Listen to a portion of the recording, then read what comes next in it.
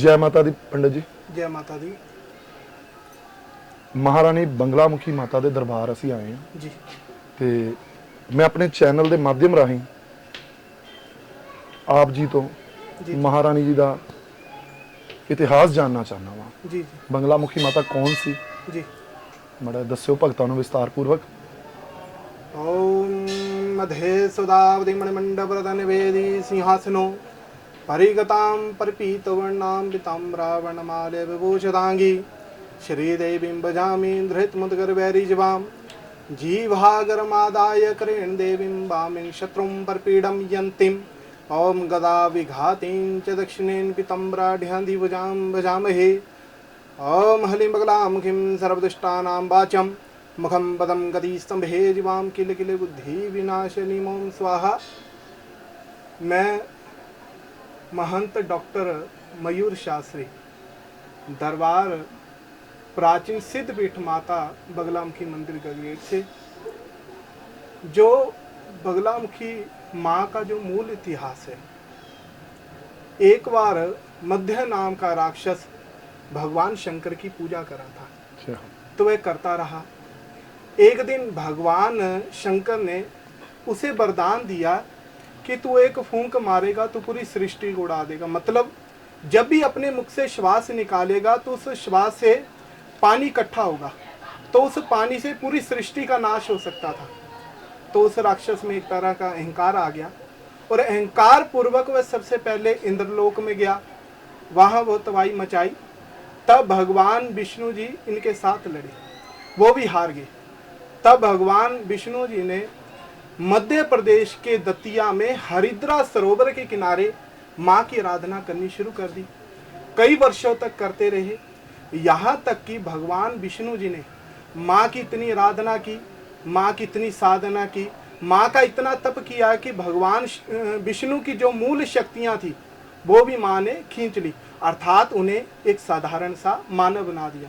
क्योंकि कोई भी देवी देवता अपने भक्त के सामने जब भी दर्शन देते हैं तो सबसे पहले भक्त की परीक्षा लेते हैं। तो माँ ने भी भगवान विष्णु की परीक्षा ली और एक साधारण सा मानव बना दिया। तब एक बार मंगलवार था, कृष्ण चतुर्दशी थी और वीर रात्रि मतलब रात के 12 बजे थे।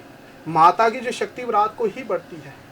जब माता प्रकट हुई तो हरिद्रा सरोवर का जो पानी था वो भी पीला हो गया। माता के बस्तर, सिंहासन, पुष्प और इसके अलावा 1 किलोमीटर के दायरे में पेड़ और पक्षी भी पीले हो गए। जय माता। और जब भगवान विष्णु जी ने माँ को देखा तो जय माँ पीताम्बरा के नाम से पुकारा। पीताम्बरा अर्थात पीले वस्त्रों को धारण करने वाली। भगवान विष्णु का दूसरा नाम पीताम्बर है। उन्हीं की इष्ट देवी, उन्हीं की कुल देवी होने के कारण भी इन्हें पीताम्बरा के नाम से जाना जाता है। बाद में जब भगवान विष्णु जी ने माँ को सारा वृत्तांत सुनाया कि माँ को किस कार्य के लिए यहाँ बुलाया गया, तब माता ने सोने का सिंहासन छोड़कर पानी में जो बगला होता है उसकी सवारी ली और स्वयं बगले का रूप धारण कर लिया। माँ ने अपनी आकृति ही बगले जैसी बना ली। और जब इस राक्षस ने मुख खोलने की चेष्टा की तो माँ ने इसकी जीभ खींची और गदा से प्रहार करना शुरू कर दिया। जय माता। तब माँ का दूसरा नाम पड़ा माँ बगलामुखी। इन्हें जैसे त्रैलोक स्तंभनी के नाम से भी जाना जाता है। इनमें इतनी शक्ति है कि तीनों लोकों को अपने वश में कर सकती है, आकाश को भी, पाताल को भी और पृथ्वी को भी। और इन्हें तांत्रिक देवियों के नाम से भी जाना जाता है। और बाद में इन 10 महाविद्याएं, ये जो बगलामुखी माँ है ये 10 महाविद्या में आती है और 8वीं महाविद्या है। जो 10 महाविद्याएं हैं ये हमारे 10 दिशाओं की 10 महाविद्याएं हैं। जो हमारी 10 दिशाएं हैं वही 10 महाविद्याएं हैं। पहली महाविद्या आती है माँ काली, दूसरी महाविद्या माता छिन्नमस्तिका, तीसरी महाविद्या माता तारा, चौथी महाविद्या माता षोडशी, 5वीं महाविद्या माता भुवनेश्वरी, 6ठी महाविद्या माता त्रिपुर भैरवी, 7वीं महाविद्या माता धूमावती, 8वीं महाविद्या माता बगलामुखी, 9वीं महाविद्या माता मतंगी और 10वीं महाविद्या माता कमला। ये हमारे 10 दिशाओं की 10 महाविद्याएं हैं। और माँ इन 10 महाविद्याओं में सर्वप्रथम शक्तिशाली देवी कही गई है, इसलिए इनको प्रथम महाविद्या भी कहा जाता है। और इनका ज़्यादातर पूजन शत्रुनाश के लिए, कोर्ट कचहरी विजय के लिए, इलेक्शन की जीत के लिए, तांत्रिक बाधा निवारण करने के लिए, घर में सुख शांति के लिए, कारोबार वृद्धि के लिए, और जो जो भक्त अपनी मन में इच्छा लेकर आता है वो माँ सबके झोलियाँ भरती हैं, उनकी मनोकामना पूर्ण करती हैं। और जो हमारा जो ये प्राचीन सिद्ध पीठ है, यहाँ माँ के चरण है। और ये हमारी जो संप्रदाय है, ये अघोर मत का चल रहा है, ये अघोरियों का संप्रदाय है।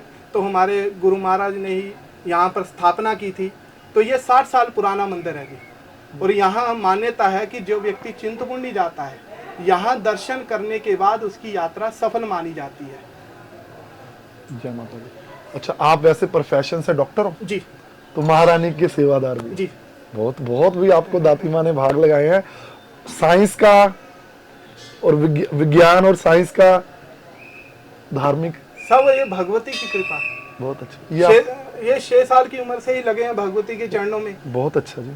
तो उन्होंने, ये हमारे गुरु जी हैं, गुरु महाराज हैं सभी। अच्छा जी। ये सभी अघोरी थे। तो जो देरे में मंदिर है, असल में हिमाचल में 2 स्थान है। अच्छा जी। एक कांगड़ा डिस्ट्रिक्ट में, एक ऊना डिस्ट्रिक्ट में। ये ऊना में आता है? ये ऊना डिस्ट्रिक्ट में। वो देरा में? वो देरा में आता है, कांगड़ा डिस्ट्रिक्ट में आता है। तो वहाँ माँ का शिला रूप है। शिला रूप है। बहुत बहुत बहुत आपने इस अपने ज्ञान से हमें और हमारे दर्शकों को निहाल किया, और मुझे यहाँ आकर एक अलग ही सुख प्राप्त हुआ। आप जब भी आए यहाँ भगवती के दर्शन करो।